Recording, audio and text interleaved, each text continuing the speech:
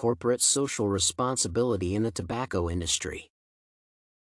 The tobacco industry is seeking to change its unethical public image by focusing efforts towards positioning itself as an untainted and professional entrepreneur.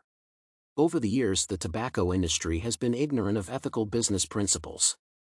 The three main principles broken by the tobacco industry include the principle of transparency that calls on loyalty and truthfulness, the dignity principle that calls for respect of individual health, and the fairness principle.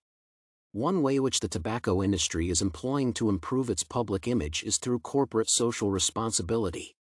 In this context, the concept of corporate social responsibility has been adopted by two tobacco companies, namely, Philip Morris and British American Tobacco. Corporate social responsibility is usually looked at as a concept where businesses, companies, and industries integrate concerns in social and environmental issues in their everyday interactions. In most developed countries, it is almost completely accepted, but it is still emerging in developing countries. Tobacco smoking is viewed as a vice by many people, and this is being fueled by the outcry from most health experts about the negative effects of this vice. Thus, improved public relations and customer loyalty are among other advantages why this industry views the adoption of corporate social responsibility as important. Ethical public image, or rather an identity and reputation, are important factors in any business. According to Friedman, the tobacco industry uses corporate social responsibility tactics to mask its contradictions in its operations. However, this goes against one of the global standard codexes, that is the transparency principle that calls on truthfulness and disclosure.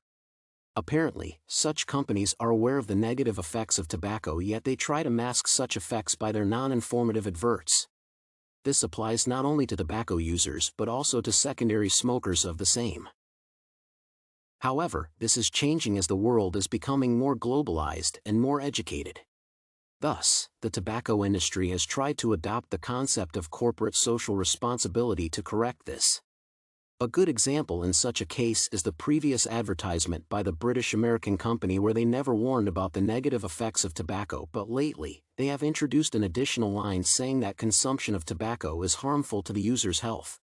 Several efforts by the World Health Organization to include secondary effects have been falling on deaf ears. Palazzo and Richter show the difficulties the tobacco industry has been going through over the years as a trial to satisfy corporate social responsibility. The tobacco industry is known to contradict the global business principle of dignity due to its health implications on individual health and safety. This principle calls on respect for individual health, safety, privacy, and confidentiality. Apparently, it is expected that companies protect or make sure that their products protect such aspects of their customers.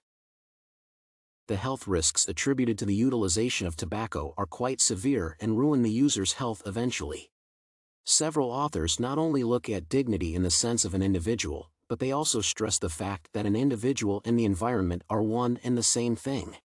Hirschhorn states that the first attempt by the Philip Morris Company in being transparent with their consumers came after many lawsuits. The company formed strategies to deal with environmental issues like waste management and formed several goals to this end.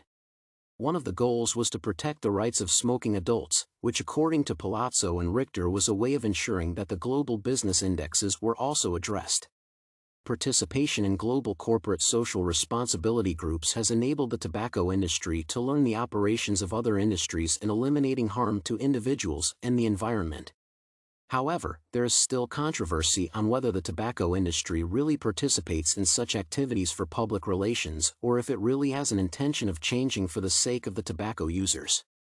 The author states that it would be important to view this from a results point of view. Another thing that the tobacco industry has been accused of is manipulating research so that the correct results are not publicized, and the company's image is kept. In this way, the author states that the principle of dignity that also involves good use of force is overlooked.